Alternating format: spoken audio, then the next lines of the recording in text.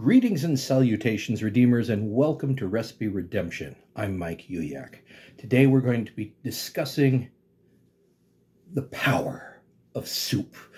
That was an advertising campaign back in the late 80s, I do believe, for Campbell's. They said they had a tagline at the end of their commercials, "Behold the power of soup." It's a little overblown. They got made fun of a lot for it, but soup is a very versatile food and it's worth talking about. It's not entirely overblown to say that soup has a certain power, in a way. It's comforting, it's warming. There's a certain nostalgia to it if you remember having, tomato soup and grilled cheese sandwiches as a kid, or your mom made that very special cioppino or on special occasions, or, whatever. Growing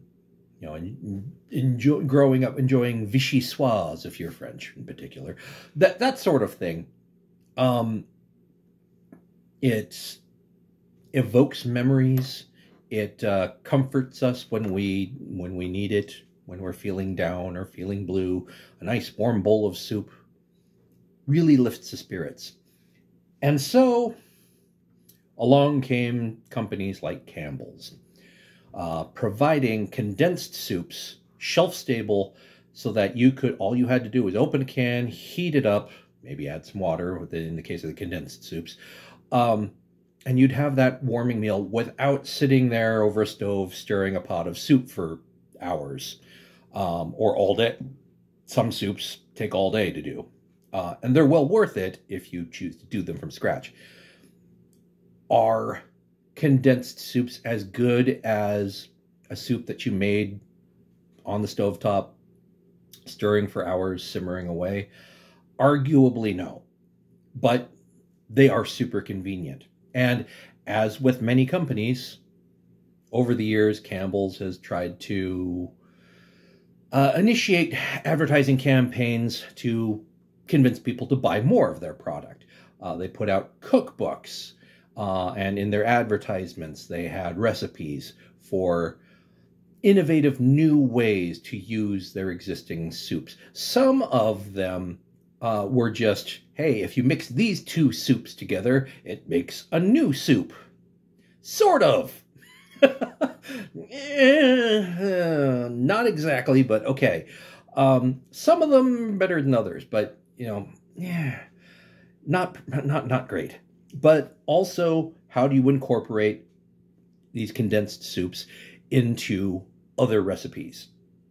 I'm going to explore a few of those today. Since cream soups are basically bechamel sauce, to which you've added stuff to flavor it, they're useful in recipes requiring a white gravy-like sauce. So a lot of casseroles, turkey tetrazzini, beef stroganoff, those things, you can cheat and use canned cream soups instead of making a white sauce. Don't forget that cream of mushroom in the holiday green bean casserole, for instance. Canned broths were useful for marinades and braising liquids. Those are great. But then you started getting creative with the recipes. Adding gelatin was a popular move for some reason, or adding soups to scrambled eggs, or adding stuff to soup, like popcorn. I don't get that one. I've already experimented with a meat pizza crust, but they saw my pizza and added tomato soup to it as the sauce. We'll come back to that. They showcased their cultural sensitivity by stir-frying some vegetables and dumping chicken noodle soup into it and calling it chow mein. And since it's a liquid, it's natural to just drink soup straight out of the can, cold. Or adding eggs to it and calling it soup nog. Since we're now on the topic of beverages, let's start off with a nice, refreshing beverage. This, ladies and gentlemen, is the Mushroom Buttermilk Cooler.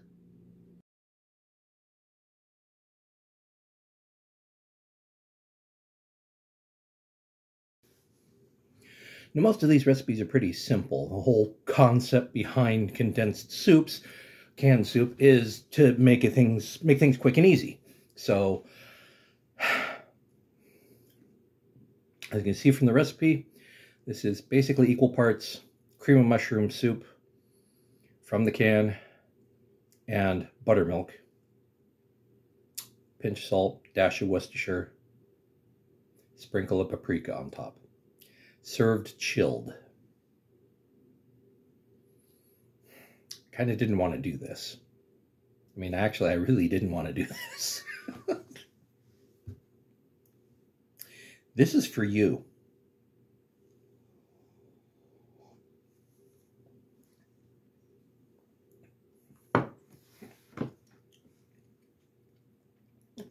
Oh.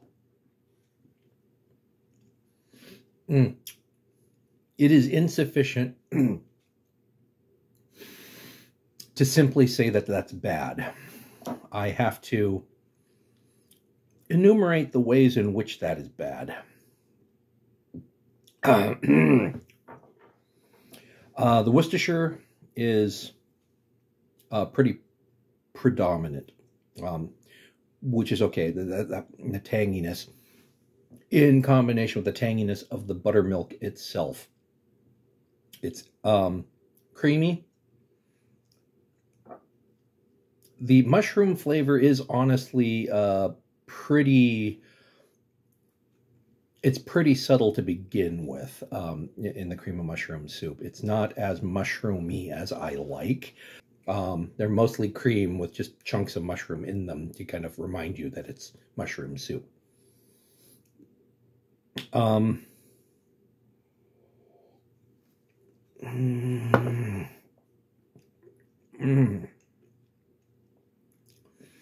But for a drink, the chunks are a little disconcerting. Your brain sort of braces you when you're drinking something like, say, bubble tea. Your brain, once you've experienced it, your brain braces you for that experience of having chewy chunks come up the straw that you have to strain out with your teeth and chew on before you swallow. And in a beverage like this, you're not necessarily expecting chunks. It's opaque enough that maybe you don't see them ahead of time. So when you get the chunks of mushroom, it's a bit of a surprise. And as well as I mixed this, the soup is still kind of gloopy. One more. Nope. It doesn't get better. Not pleasant. The flavor is, you can get used to it. The texture is just, it's just too slimy. Nope, I'm done with that. Moving on to soup on pancakes. I've learned my lesson from last time. I am not going to actually tilt the plate so you can see it. I'm going to tilt the camera. Show you, yes, I have actually made this. I've made the pancake. Camera tilting here. I've made the pancake less sweet. There's a little bit of sugar because you kind of have to, or otherwise it just doesn't taste good at all. But I've cut the sugar down by 2/3. So there's just a little bit in there, and instead of, you know, cinnamon, nutmeg, you know, those sort of warm baking spices that I typically will put into a pancake for flavor, I've actually flavored it with Old Bay, and this is the tuna version of the super pancake.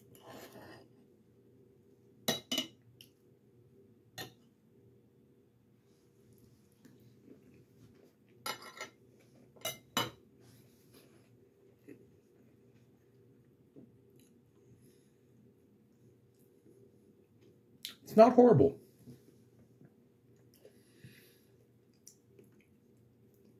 We Americans have a little bit of a problem with savory flavors on pancakes. Sure, we'll do things like, you know, peanut butter, which is savory, but it definitely has a sweet component, particularly when people do like peanut butter and jelly on a pancake. Savory flavors are a little bit weird for us, but they're not unknown. The French do crepes instead of, the big fluffy pancakes that we have. They have the flatter crepes, and they will do a buckwheat crepe and call it a galette. And typically that version of crepe is filled with savory ingredients, usually things like ham and cheese, occasionally mushrooms, that sort of thing. I think I have seen a seafood galette. I think it was just too expensive at the time, so I didn't try it. But the concept of seafood in a pancake is not unknown. And honestly, it's not too bad. If you prepare it ahead of time, again, making the pancake with more savory spices and seasoning.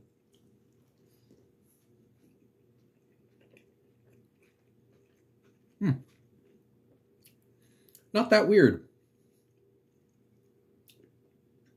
Yeah, this one's okay. And I don't know if there's really any way to, redeem this one. It's pretty good, and I really don't know where to go with this if I were to try and improve upon it, other than, maybe making a different sauce, not with Campbell's soup, but actually, bothering to make a bechamel, make some sort of a cream sauce or a seafood velouté, and then have larger chunks of fish, maybe some other seafood, some shrimp, some scallops, those sorts of things on the pancake, maybe sandwiched in between them, as sort of a main meal pancake thing.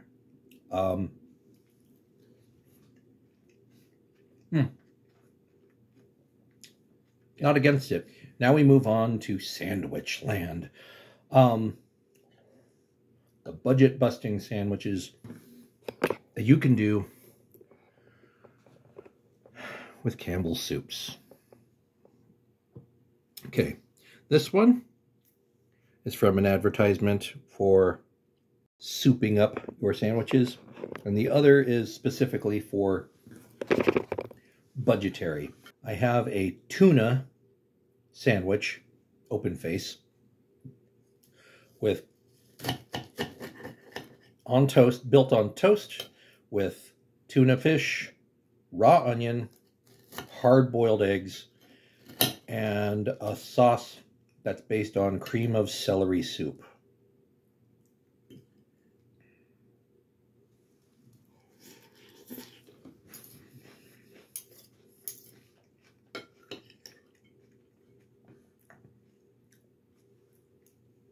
Didn't get any egg. So far, it's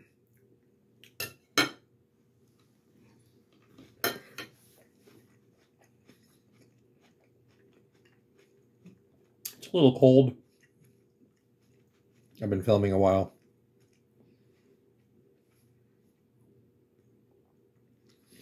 This was broiled, by the way. I forgot to mention.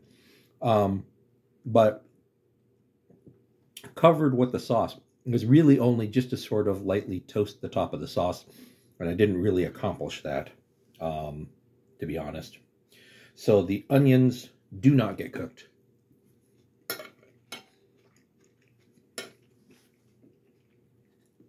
They really are the onions are really the predominant flavor here.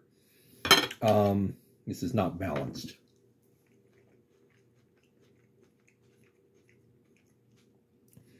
Get a big forkful of the tuna. At least you can taste it. When you come right down to it, though, thick, creamy sauce, eggs, a little bit of onion, and tuna on a piece of bread. That's a tuna salad sandwich. So it's not weird. Not really. It's just not a good rendition of a tuna salad sandwich. I mean, you had a tuna salad sandwich. Maybe you even like tuna salad sandwiches. I don't mind them. This,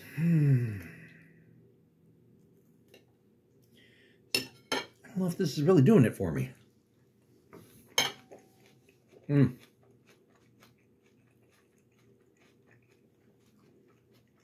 No. I like all the constituent ingredients separately, but together in this form, not appetizing. Let's move on to the other one. The other one's simple. It is, admittedly, a cheap lunch. Piece of bread, some American cheese, some tomato soup, undiluted by anything else. Heated. Enjoy. I really dehydrated the toast, so...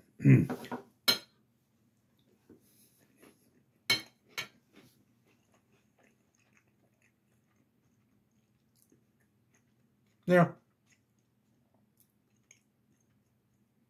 Here's the thing. I'm going to make the assumption you know how to make a grilled cheese sandwich.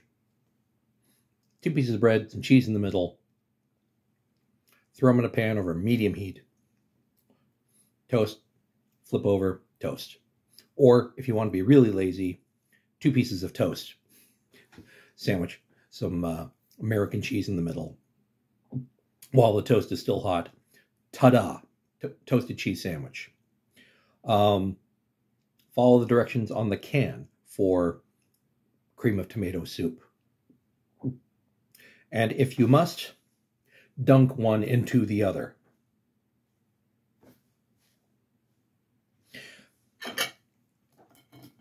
Is it a little more work? Not that much more work. Either way, you have to make the toast. Either way, you have to unwrap cheese and apply to said toast in one way or another. You heat up the tomato soup and pour it on top. So really, no, not really a whole lot of extra effort.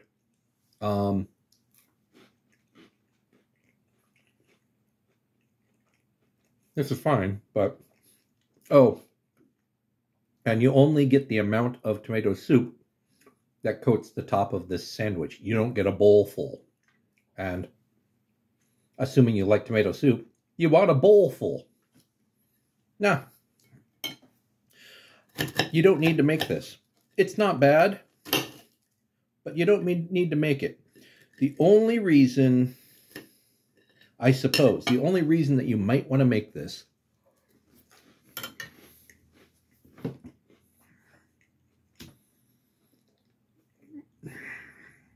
is for company. If you have people coming over, you want to just have plates out, serve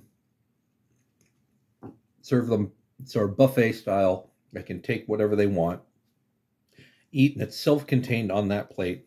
You don't have bowls of piping hot liquid going around that people might spill on the good carpet. This is a little more self-contained because you're using the soup more as a sauce than a soup. It's the only reason I can think to do this, but there are better ways and better things. Why am I still eating this? So the next Campbell's Soup advertisement posits the age-old question, can canned tomato soup be pizza sauce? Only one way to find out. That is, apparently, to talk like William Shatner. No. I have some pizza made with tomato soup. I just did the instructions. You don't need to see this.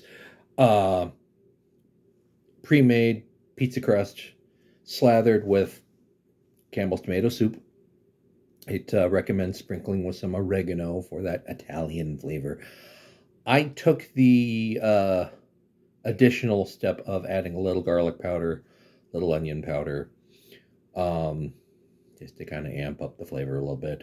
It says to use sliced hot dogs on this, so that's what I did. Cheese and here goes. Now, I'm going to try and not judge this pizza on the fact that it has hot dogs on it, or even that I used a pre-made crust, and therefore, you're going to get it's more of a kind of a mediocre cracker crust. I'm going to discount those. What we're judging here is the sauce.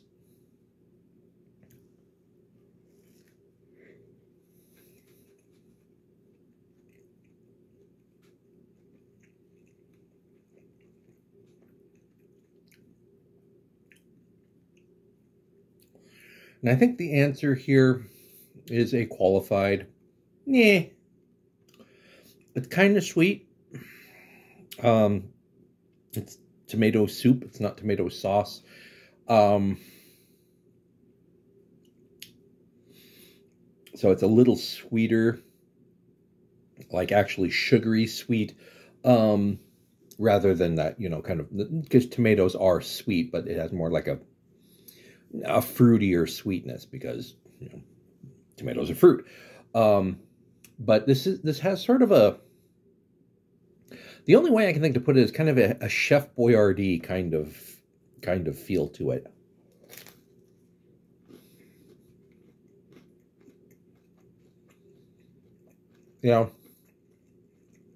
That sweetness kind of takes it a little bit away from what, in my mind, is what pizza sauce is supposed to taste like. It's sort of bridging that gap between pizza sauce and ketchup. It tastes a little bit more like ketchup than I think it should.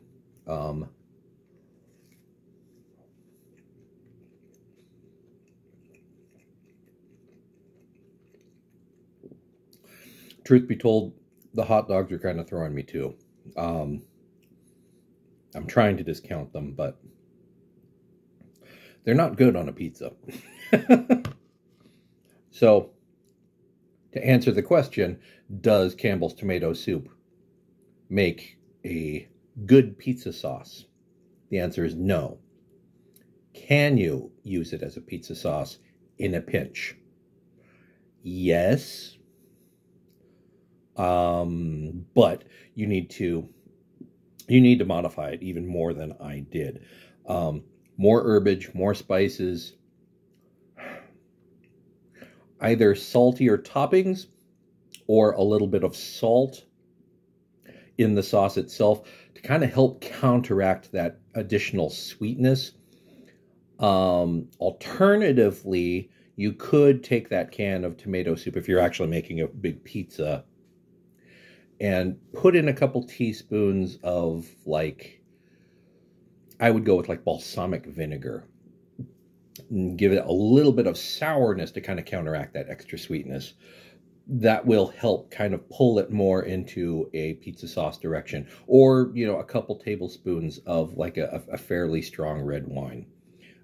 That would pull it into more of a pizza sauce direction. Because it is pureed tomato, among other things. And, sort of a thickening agent and stuff like that. So, the tomato-y-ness is there. And it's just skewed a bit.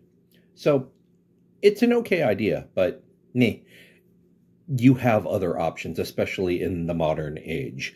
The modern age, there's this thing called takeout. So, someone else can make the pizza better than you can.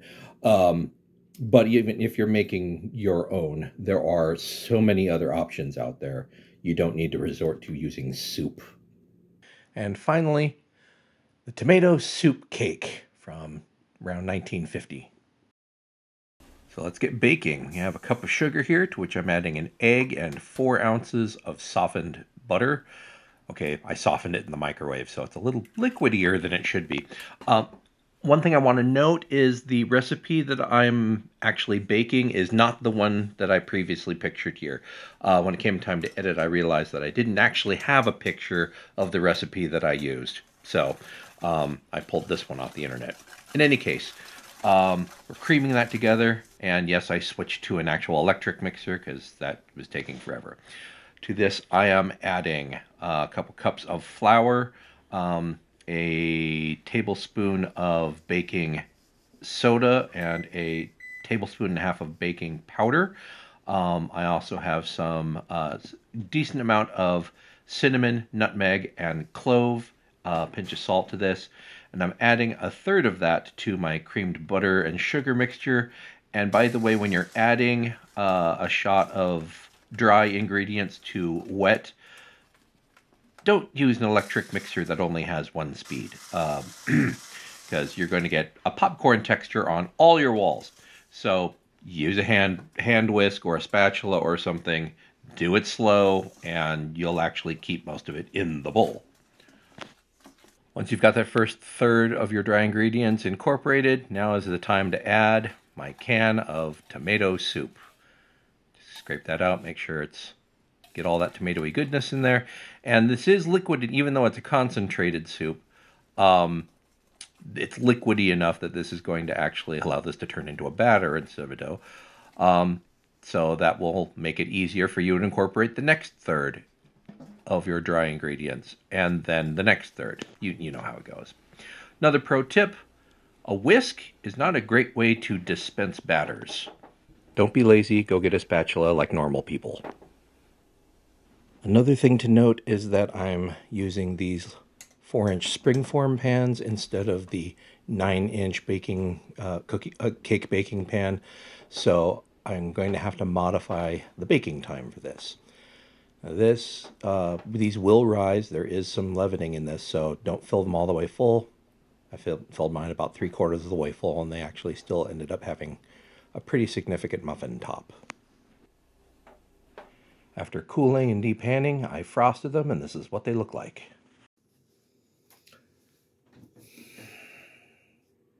So let's talk about cake.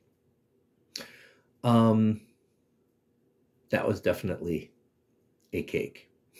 I was led to believe by some other folks who had tried this recipe that it would actually taste like chocolate, sort of incongruously so. It did not. However, if I didn't know that tomato soup was a major component of this cake, I wouldn't have been able to tell you that it tasted at all like tomato soup. There is just that slightest hint of vegetal fruitiness. That was sort of an aftertaste more than anything else, but it definitely did not taste like tomato soup directly on the palate. It was more of a spice cake, almost carrot cakey, with the amount of cinnamon, nutmeg, and clove that went into it. It really had that sort of a pumpkin spice direction to it, and it really did taste more like carrot cake than anything else. I do note the recipe gives you the option of adding nuts or raisins, which would have pushed it even further into the carrot cake direction, which is fine. It was pretty good, and I think it would have been better if I had thought ahead and realized, oh, I need to make frosting. The frosting that I made, I did not have powdered sugar. I just had regular granulated sugar. I didn't, and as a result, I couldn't make just a regular icing. What I ended up making was a buttercream, sort of, and basically creaming slightly above room temperature butter with some granulated sugar, which gave it kind of a gritty texture, a little bit of corn syrup, because I wanted to make sure that it had kind of that oozy, glazy sort of texture to it, and probably about a 1/4 teaspoon of vanilla into it. So that's what the frosting was on top. Decent cake, little dry. It's probably due to me changing the recipe to be, instead of a 9x9 pan like the recipe said, I put them into those smaller springform pans. so that I could have, better portion control. Basically, I could take some of the cakes and set them off to the side and just serve the one little one um, for dinner. But not bad. I don't know if I'm not exactly a baker, so I don't know if I would go to the trouble of making a tomato soup cake again, but I wouldn't be against it. It wasn't bad. And I guess if that's the direction that you want your dinner to go, more power to you. That's nothing offensive about that whatsoever. So, what have we learned? Probably nothing. But the use of canned soups in recipes, they have their place. Certainly, some of the cream soups are useful, again, as sort of gravy replacements. The brothier ones, or the broths anyway, can be used in things like braising liquids, marinades, things like that. And also, because the cream soups act as a basically a bechamel with a little bit of some extra vegetables in them. They are an excellent base for sort of mid-century style casseroles of varying types. And if you augment them enough, they can act as, enchilada sauce and for beef stroganoff and all of those sort of casserole slow cooker dishes that you could potentially make with an actual roux based bechamel sauce or something like that. Open up a can of cream of mushroom, cream of celery, cream of chicken soup. They work. Soup sandwiches, I'm still on the fence about. Some of the more creative uses for canned soups, some of them are a little beyond the pale. They're a step too far, and can't really recommend it. Oh, and the buttermilk mushroom cooler, don't do that. For God's sake, don't do that. So, this episode's long enough, so I will sign off here. Thank you for watching. And if you have any other suggestions for soup recipes that you think I should try, leave them in the comments below. Let me know, and I might do a second edition of this. So until next time, I'm Mike Uyak. Thanks for watching.